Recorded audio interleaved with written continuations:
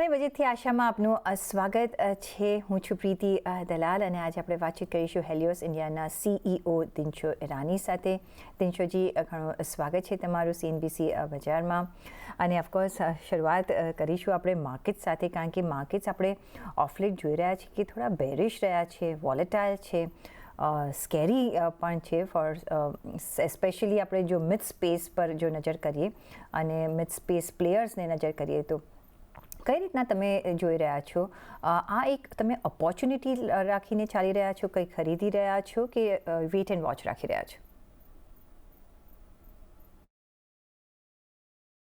પ્રીતિજી, પહેલાં તો આભાર તમારો શો પર આમંત્રિત કરવા માટે. ને તમારા વ્યુઅર્સને બી વેરી ગુડ આફ્ટરનૂન. તો પ્રીતિજી, એકચ્યુઅલી આપણું એવું છે કે આપણે ખાસો એક પ્રોએક્ટિવ વ્યૂ લીધેલો હતો બજારમાં. આઈ થિંક મંડેમાં તમારા જે એક ચેનલ પર મેં જેને બોલ્યું કે હવે બહુ થઈ ગયેલું લાગે છે, કારણ કે એકદમ પેનિક જેવું હતું માર્કેટમાં. ને આપણું બી એવું લાગી રહ્યું હતું કે રીઝન પેનિકનો હતો પહેલે તો એ હતી એફઆઈ સેલિંગ, ને બીજી હતી આપણું વેલ્યુએશન્સ. ના, હવે વેલ્યુએશન્સમાં ઓલરેડી બજાર જે આપણો ટોપથી પડેલો છે તે ઓલમોસ્ટ 13 કે 14% કરેક્શન આવી ગયેલું હતું લાર્જ કેપ્સમાં. ને તેના હિસાબે આપણા જે લાર્જ કેપ વેલ્યુએશન જે 20-21માં ફરેલા હતા તે 18 ટાઈમ ફોરવર્ડ અર્નિંગ્સમાં થયેલા હતા. ને આપણે બોલ્યું કે હવે આ બહુ થઈ ગયું, એટલીસ્ટ લાર્જ કેપમાં તો આપણને લાગી રહ્યું કે બહુ જાસ્તી પેનિક છે.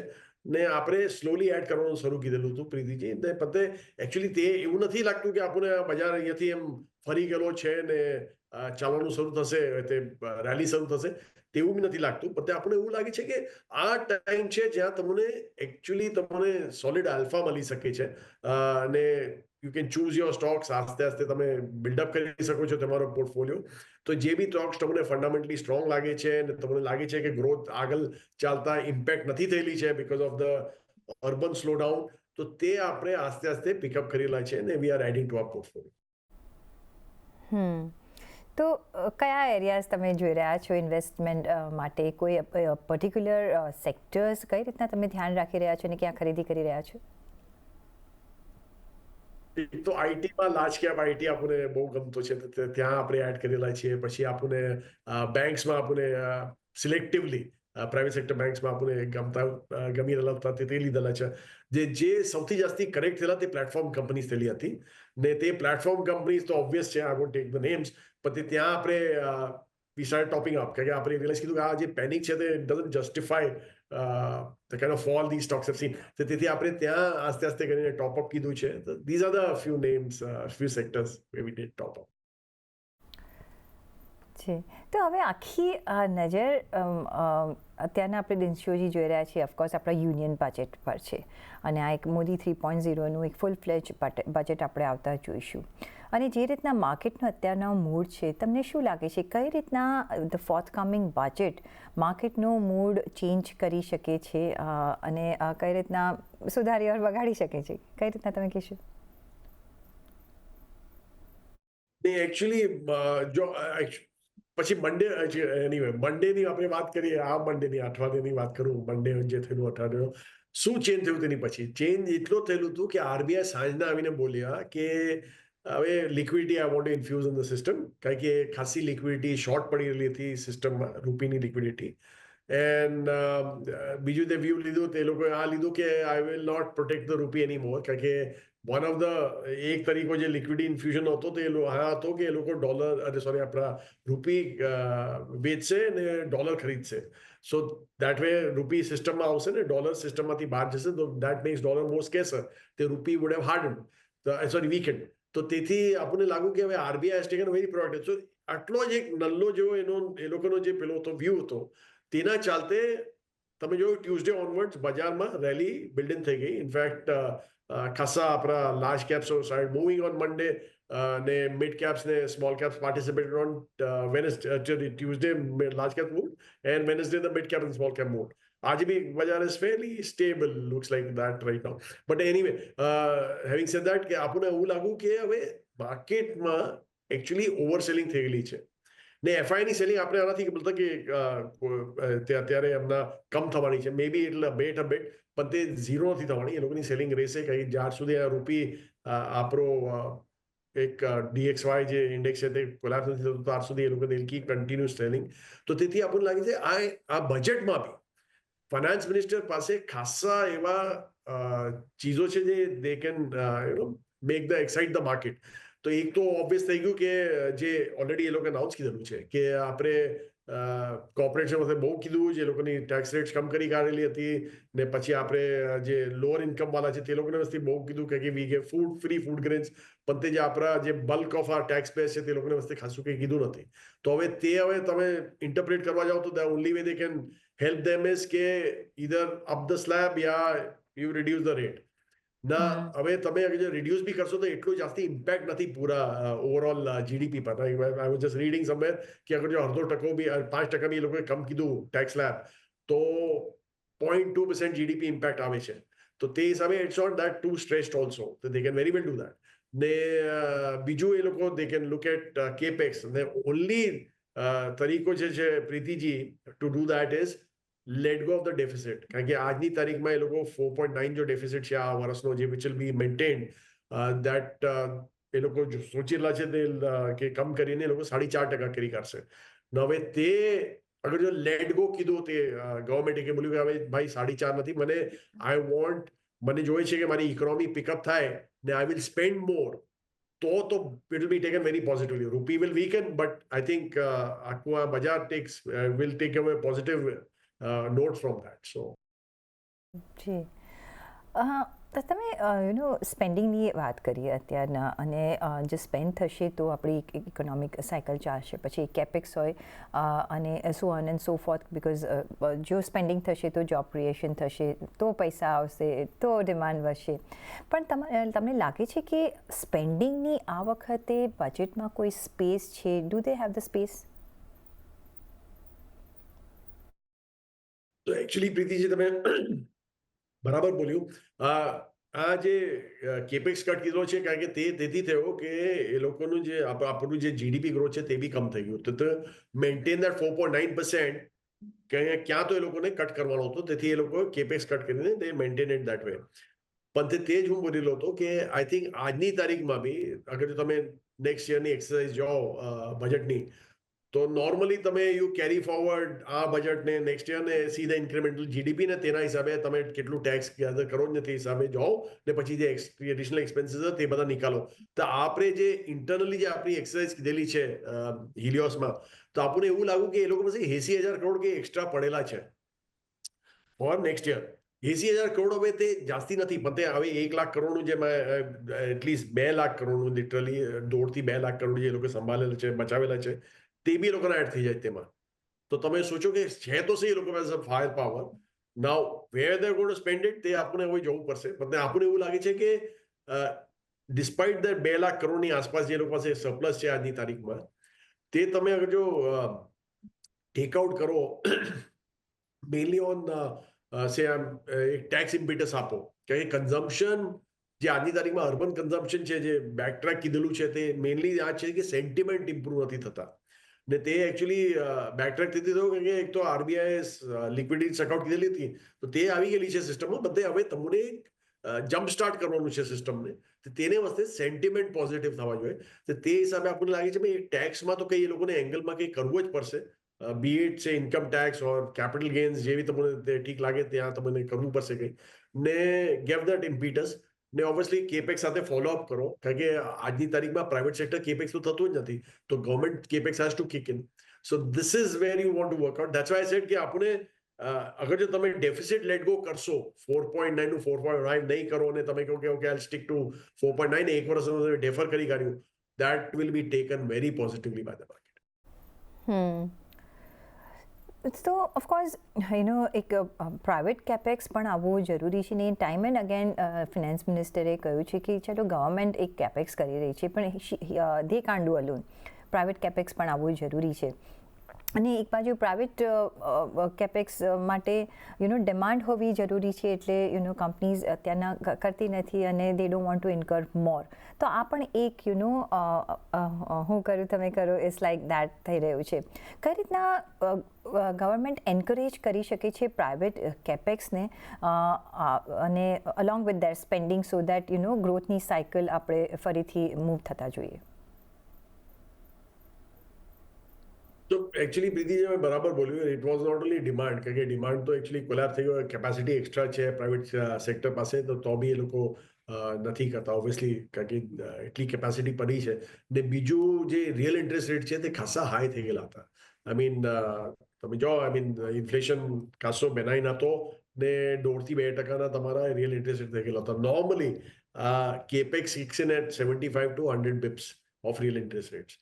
તો ત્યાં સુધી આવતા હવે ટાઈમ લાગશે. તેથી આઈ ડોન્ટ થિંક પ્રાઇવેટ સેક્ટરમાં જાસ્તી એમાં એક્સાઇટમેન્ટ નહીં હશે અમને આજની તારીખમાં.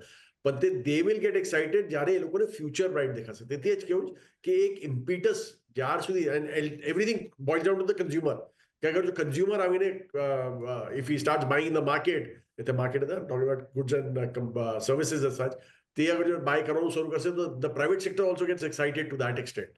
તેથી they will say okay, let's start doing this. Recently એક આરબીઆઈ ગવર્નરે એક આર્ટિકલ બહુ સારો લખેલો હતો કે employment can only happen once the capital expenditure happens. કારણ કે તમે એસેટ સેટઅપ કરશો તો જ તેની યુટિલાઇઝેશન વસ્તે તમને એમ્પ્લોયમેન્ટ મળવા જોઈએ. તો તેથી તે કેચ 22. તો તમને હવે ઓલરેડી આપણા કન્ઝ્યુમર્સ, નોટ કન્ઝ્યુમર્સ, આપણા જે નવું યુથ છે દે નીડ એમ્પ્લોયમેન્ટ. તેને વસ્તે યુ નીડ કેપેક્સ. કેપેક્સ કરશો તો તમારે કન્ઝમ્પશન થશે, કન્ઝમ્પશન થશે તો મોર કેપેક્સ. તો it's a cycle that has to be fulfilled. I think that's the only way out. બીજું જે એક ચેલેન્જ છે, ડોમેસ્ટિક ચેલેન્જ તો છે, પણ હવે અત્યારના આપણે એક ગ્લોબલ ચેલેન્જ પણ જોઈ રહ્યા છે. અને ઓફકોર્સ એક અનસર્ટનિટી અત્યારના આપણને જે દેખાઈ રહી છે એ છે ટ્રમ્પ ટેરિફ્સ કઈ રીતના આવે છે અને global effect on the markets કઈ રીતના પડે છે, એ પણ આપણે જોવાનું છે. કઈ રીતના આપણે યુરોપિયન કન્ટ્રીઝથી કે ચાઇના તરફથી આપણે મૂવમેન્ટ જોઈ શકીએ છીએ, બિકોઝ એક ચાઇના ફેક્ટર પણ અપકમિંગ છે. કઈ રીતના આ અનસર્ટનિટીથી આ બજેટ થોડું આપણને એક પ્રૂફ આપી શકે છે કે પ્રોટેક્ટ કરી શકે છે રાધર? એકચ્યુઅલી તેને કાઉન્ટર કરવા I don't think we have any fire power Pritiji આજની તારીખમાં. કારણ કે ટ્રમ્પનો પ્રોબ્લેમ ઇન્ડિયા સાથે શું છે? I think not the deficit that we are running with them. I think આપણું તો ઓલરેડી ટ્રેડ ડેફિસિટ જ છે આપણે તો તેથી આઈ don't think that is the problem. એનો પ્રોબ્લેમ છે કે તમે કરન્સી મેનેજ કરો છો બહુ સારી રીતે. તો I think that is the only problem that he has. ને સેકન્ડલી આપણે આ સોચી હતા કે ચાઇનાની ઉપર એવન જોરથી આવશે, તે ટેરિફ લગાડશે પહેલા દિવસે. ના કીધું એ, મને નહીં કીધું એવન, ખાલી અવાજ કીધો ને બોલ્યા કે હું ચાઇના જવાશે, હું સમજાશે લોકો પાસે કે લોકો પાસે શું પ્રોબ્લેમ છે, શું નથી સામે. તો તે I think was a very big negative for us. કારણ કે અગર જો ચાઇના સાથે એવન દોસ્તી કરશે તો ઇન્ડિયાના વાસ્તે સારું નહોતું. તો ને બાય ધ વે ચાઇના બી ટ્રસ્ટ નથી કરતો યુએસને, બીકોઝ તેથી આપણને એવું લાગ્યું કે હવે ઇન્ડિયા ને ઓલરેડી તમે જોયેલા છો, એક દોસ્તીનો હાથ વધારેલો છે ચાઇના ઇન્ડિયા તરફ, ને ઇન્ડિયા બી રેસિપ્રોકેટ કરેલો છે. ને I think that is needed. Two big economies, I mean already આપણે વી કેન આર્ગ્યુ કે હવે 27માં થશે કે 28માં થશે, but India will become the third largest economy. તો યુ કેન ઇમેજિન કે સેકન્ડ ને થર્ડ ઇકોનોમી મળીને you can definitely counter US together. તેથી આપણને એવું લાગે છે કે આ ચાઇના ને ઇન્ડિયામાં એક દોસ્તી બની રહેવા જોઈએ ને તે હિસાબે we can work better that way and counter whatever Trump has to play. So ઇન્ડિયાએ એક સારા એવા મેજર્સ કર્યા છે, એમાંથી એક ઓફકોર્સ PLI સ્કીમ. પણ તમને લાગે છે કે ઇનફ એડવાન્ટેજ લઈ શક્યા છે ચાઇના +1નો, કે it could have been more also? Actually Pritiji, China +1 મને લાગશે એક ડ્રીમ હતી.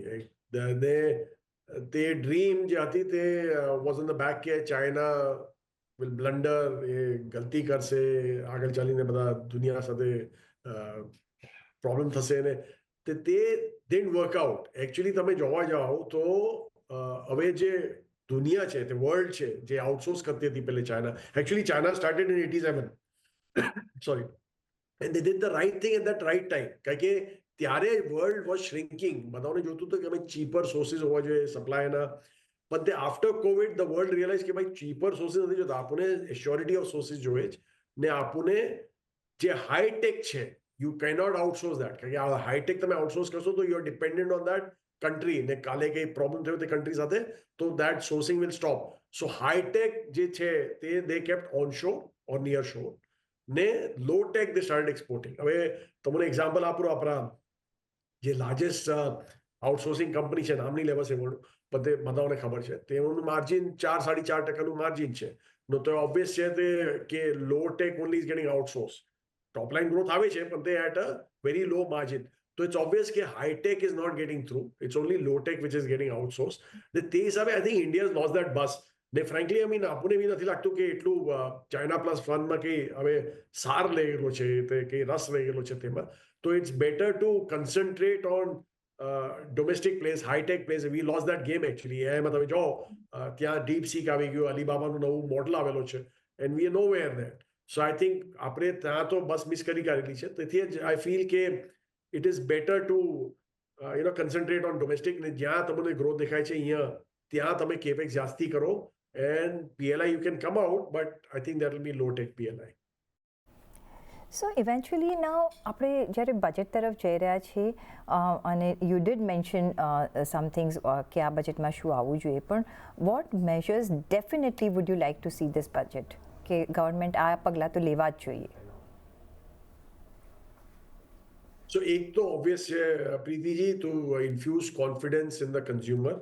તો પેલું તે છે, ને that can be through various ways, right? I mean આપણે you can talk sweet, but I think ultimately એક તમને એક સ્ટેપ જોઈએ છે. અને મને લાગે છે કે if they drop the tax rates, તે બહુ સારો એક પોઝિટિવ સેન્ટિમેન્ટ જનરેટર હશે. અને બીજું આ છે કે તમે ડેફિસિટ, આજની તારીખમાં deficit can't be controlled at the cost of the country's growth, right? તમને કન્ટ્રીની ગ્રોથ જોઈ છે. GDP has already slowing down. તે જ મેં બોલ્યું કે તેના જ રીઝને કેપેક્સ બી કટ ડાઉન કીધું, કારણ કે they wanted to maintain the 4.9% deficit, અને તો તે વધી જતે. તો તેથી you have to let go of the deficit. બીજું તે આપણે તે જ હોવાનું છે. ને ત્રીજું, અગર તમે માર્કેટ સેન્ટિમેન્ટની તરફ તમે અગર કામ કરેલા છો, you want the FIs back. By the way, India probably એક જ એવી એકલી કન્ટ્રી છે, એકાદ ઓર હશે, જે ફોરેન ફ્લોઝ પર કેપિટલ ગેઇન્સ લગાવે છે. No other country in the world does it. તો આઈ થિંક એક તરફથી તમે ત્યાં be, I am not saying કે do it only for FIs, પણ તમે સ્લેબ ડ્રોપ કરો, ને ત્યાં બી તમે જોશો કે FIs, નોટ ઓનલી FIs, પણ આપણે ડોમેસ્ટિક વાળાઓ બી પોઝિટિવ થશે માર્કેટ પર, and they will come back. Market point of view, માર્કેટને કયું બજેટ ગમશે ટુ અપલિફ્ટ ધ મૂડ? તો એક રોડ મેપ ચેન્જ જે માર્કેટને વસ્તે થઈ શકે છે, તે ઓબ્વિયસલી મેં બોલી દીધું તે કેપિટલ ગેઇન્સ છે, that will make everybody positive. ને આઈ એમ નોટ સેઇંગ કે તમે શોર્ટ ટર્મમાં કંઈ કરો. શોર્ટ ટર્મ કેપિટલ ગેઇન તમે રાખો, લોંગ ટર્મ ઇન્વેસ્ટરને અપીલ કરેલા છો તમે, તો લોંગ ટર્મમાં એટલીસ્ટ ગીવ સમ રિબેટ. તમે જે એક્વિટી એસેટ ક્લાસ છે તેને you cannot tag it to say તમે ડેટ યા રિયલ એસ્ટેટ, તેને આમ, કારણ કે આ જે એસેટ ક્લાસ છે હાઈ રિસ્ક એસેટ ક્લાસ છે, રાઈટ? ઇક્વિટીની. તો એનીવે જો જે ઇન્વેસ્ટર છે તે એક મોટી રિસ્ક લેલો છે. તમે ઓલરેડી એની રિસ્ક પર તમે એક એડ કરેલા છો કે ગેઇન કરશો તો તમે આપણને એટલા 12.5% આપી દો, તો તે I think is not justified. તો થોડું તમે તેને અલગથી ટ્રીટ કરો, દેટ ઇઝ વન. ને સેકન્ડલી, જે એઝ આઈ સેડ કે એક વખત તમે જો ડેફિસિટને ગિવઅપ કીધો, તમે બોલે આ વર્ષે હું ડેફર કરેલો છું મારા deficit target, and I stick to 4.9 only, જે લાસ્ટ યરના હતા તે જ આઈ મેન્ટેન ફોરવર્ડ. તે બી બહુ પોઝિટિવ થશે કે તમે એક્સપેન્ડિચર જે કરશો hopefully will be on productive assets. As I said કે એસેટ જેમ જ બિલ્ડઅપ થાય, it's a cycle. I mean the utilisation of money straight away moves up. જ્યારે PSU, I mean government spending કરે ઓન એસેટ્સ, તો that velocity is much greater than a private sector doing it. તો I think તે તમને જવું પડશે, ને તે હિસાબે you have to play it out.